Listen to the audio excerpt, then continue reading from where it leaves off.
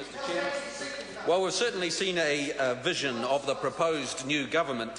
First we had David Parker, and there's no problem in the world that can't be solved by a capital gains tax. Then we had Russell Norman, who wants higher wages but has no solution other than higher taxes, and somehow that's going to lead to higher wages. And then we've had Mr. Williams, who gives us a lecture on economics and says we should be borrowing more in order to invest in the super fund. So why don't you just go out and borrow $100 billion and put it all in the super fund if that's such a sensible idea? I don't think many households go out borrowing money to put them on the stock exchange. It's not very sensible. I only wonder what Hone Harawira and .com would add to this mix as a proposed new government. Mr. Chair, this has been a successful budget which has seen the finances of the country restored. It sees 3.8% growth in the year to March, which is the third highest amongst the OECD countries. It's seen average wages rising faster than inflation. It's seen 84,000 new jobs being created. And this is the result of 6 years of working for New Zealand, Mr. Chairman. And so the question New Zealanders will ask is, well, what's next? Who do you trust best to carry on the good work? And I expect from National, if we are fortunate enough to get more time in government, an extension of that strong, stable, predictable government which has generated confidence in this economy over the past few years. And it's with confidence that leads to investment, it's investment that leads to jobs, and it's job that leads to higher living standards for all New Zealand families, and that's what we want to see.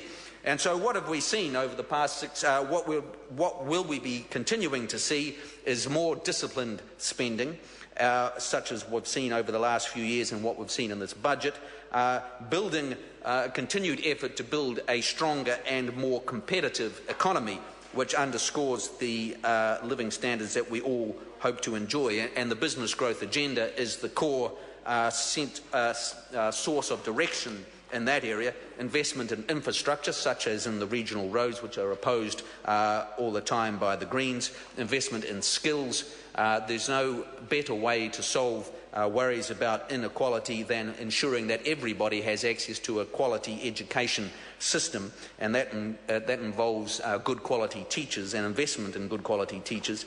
It involves trade access, and it amazes me that the Greens are opposed to free trade agreements all the time, and New Zealand has benefited enormously from the free trade agreement with China, and I was glad that the Labour Party stood for that back then. Nobody's quite sure where they stand now. Capital markets, increasing the depth and variety of capital markets in New Zealand, and that's been greatly assisted through the share program that we've had over the past 3 years. Natural resources. It's amazing to see that all the opposition parties are opposed to even collecting the dead trees from the forests which have been blown over in the wind. That seems to epitomise their attitude towards making use of natural resources in this country. And finally, the sixth area of the business growth agenda, innovation, where this government has been pouring huge resources into ensuring that New Zealand companies have access to skilled and innovative people, and that we support them in their work in research and development to grow their businesses and to employ more New Zealanders and to create more wealthy New Zealand families. But the other thing that we've been focusing on, and I expect we will continue to work on, is getting better results from the investment that government makes in public services. And we've seen that through much higher immunisation rates, a massive reduction in teen pregnancy, which will see much reduced costs over the length of time in the welfare area, but also many New Zealand families avoiding the problems that have been created through unwanted teen pregnancies.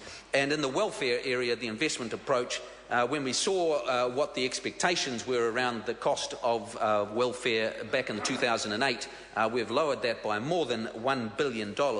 And that's led to more New Zealand families seeing the benefit of work and being encouraged into work. Another area is, I've heard for as long as I can remember, the need to ensure that prisoners who are suffering from addictions of drug and alcohol addictions are getting access to programs to improve that. And this government, again, has actually massively increased the number of programs available for prisoners. So it's about doing the job of government well and working out what are the key drivers of costs in the government system and sorting them out. Thank you, Mr. Speaker. Parker.